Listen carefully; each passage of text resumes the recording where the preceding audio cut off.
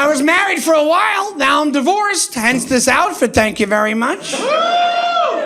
Yeah, it sucks being divorced. Your friends, they try to give you advice, like right when you get divorced. Like right when I got separated, I had a buddy, he goes, get a lawyer now, dude. Protect your stuff. And I was like, what stuff? What are you talking about? I'm gonna give her the Netflix password? What's gonna happen there? I don't have any assets.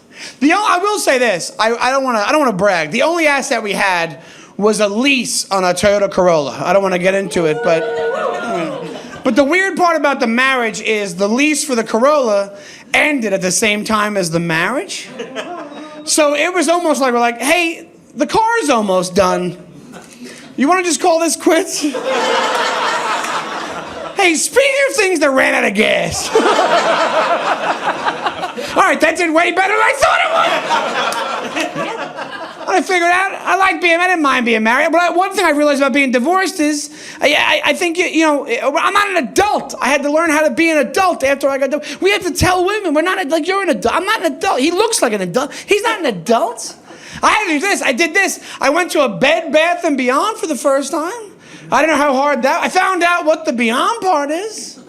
Nobody works there. Have you ever gone to a Bed Bath & Beyond? You just walk in, you take what you want, you walk out. I went there to buy a blanket, a regular blanket. I fucked that up. I bought a throw blanket by accident. And if you don't know what a throw blanket is, it's basically the tube tops of blankets. It doesn't cover your whole body. And I didn't know that. So I got it home. I'm like, my head is cold. My feet are cold. My head is cold. My feet are cold. Yes, my head is cold. My feet are cold. I think the older you get, the less friends you have, man. Like when you're in your 20s and you go to a party and you go home, they go, how was the party? Right? You go, it sucked. There was nobody there. And you're 40, same question. You go, it was amazing. There was nobody there. I control the music. I had my own bag of chips. It was fucking nuts. I only have one friend left, my friend Dan, and he called me up the other day. He goes, hey, Sean, you want to go halvesies on a gun? That's what he said. And I said, no, it's a gun. It's not a plate of fries.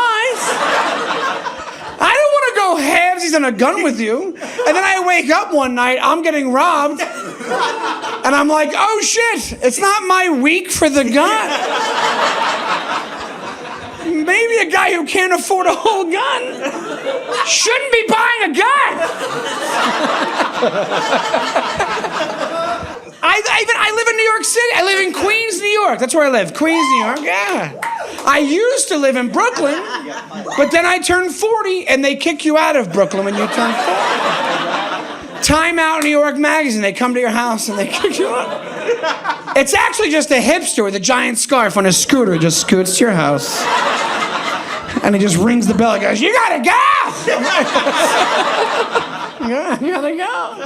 Because I swear to God, I still do shows in Brooklyn, but I can't relate. And I did a show in Brooklyn recently, and I was walking out of the venue, and I saw one of the most Brooklyn hipstery things I've ever seen in my life. I saw some girl FaceTiming her friend's cat for the first time. And the worst part about it was, the girl's boyfriend was on the other side of the FaceTime narrating what the cat would say during the FaceTime. So the girl was like, hello, Mr. Scruggins. It's nice to meet you. And the boyfriend's behind the phone like, I like snacks. And my first thought was, I'm a Republican. I'm a Republican. And make America great again by murdering these two fucking morons that are FaceTiming a feline on Flatbush Avenue. And not just regular murder. Like Denzel Washington and Man on Fire style murder. Like creative murder. End the cat. Fuck the cat. Murder the cat. Fuck that cat. Trying my best. It sucks. Marriage is tough. Some of you are married. Marriage is tough, man. I tried my best with marriage. I wanted to have kids. I wanted to do normal life. I don't have any kids. But here's the thing. I'm over 40. So if you're over 40 and you don't have kids, you just become the weird guy around kids. Like if I met your kids, I'd be like, hello. I'd be like, how are you? Like not in a fucked up way. I just like kids. And the other day, I walked out of a store, and I see these parents with their toddler, and the toddler is like screaming his head off, crying, right? So I think I'm gonna help, and I go, what's the matter? Like that. Like thinking he'll turn around and go, I'm a toddler, I'm tired, don't worry about it. But he doesn't. He turns around, and he goes like this, like a pick-me-up kind of thing. So now I'm like, do I pick up this strange baby in the middle of New York City? And I look at the dad for like permission to hug the baby. I go, can I hug your baby? He's like, yeah, I guess. I don't know. Which is such a dad response. If it was a mom, she'd be like, I need 3 forms of ID and a phone bill before you look at my kid. A dad is like, I don't even know if it's my kid. This is totally true. So I did. I picked up the baby. And I ran as fast as I could. I ran, and now I'm raising a baby.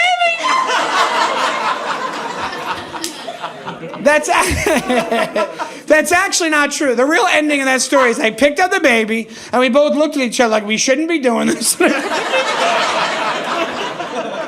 I had COVID, so I gave that baby COVID. And that is the M. Night Shyamalan twist ending of that story. That baby was a ghost the entire time. It actually wasn't even a baby. It was a tiny Bruce Willis. Well, let's be honest. He kind of looks like a baby. You know what it is? I've been doing comedy a long time, and I realized I can't not talk to the audience. I can't not do it. And you know what it is? It's because I'm ADD. But I'm not like your generation. I'm not like newfangled ADD. Like, I'm not like this. I'm not like, I'm so ADD. I forgot my keys this morning. I'm so ADD. I'm like OG ADD. Like when they called it stupid. Like that kind of ADD. I'm like snort Ritalin, chase a squirrel around a tree kind of ADD. And I was in Indianapolis recently, and I asked the guy in the front row, I go, what do you do? And he said, I work at a candy factory. And I said, that's amazing. And he said, not really. And I said, what cannot be amazing about working in a candy factory? And he said, the politics.